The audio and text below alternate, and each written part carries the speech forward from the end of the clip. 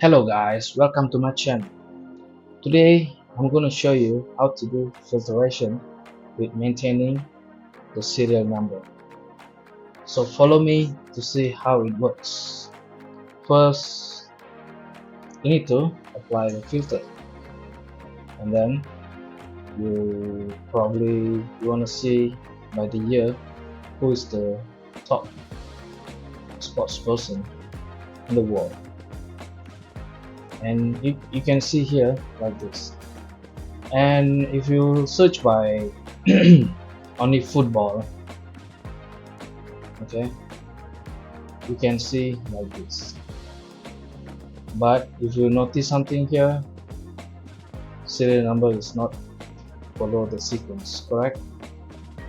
So how to make this happen means when you filter by few filters and you want to make sure the numbers go by sequence. How to do that? Let me show you.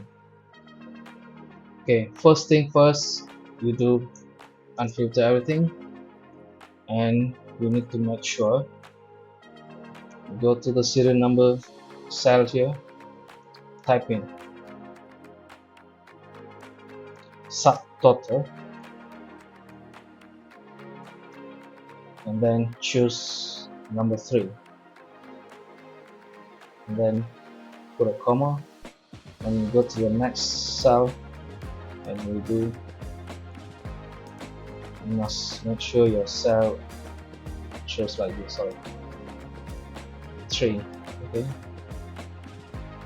3, and then followed by the next cell.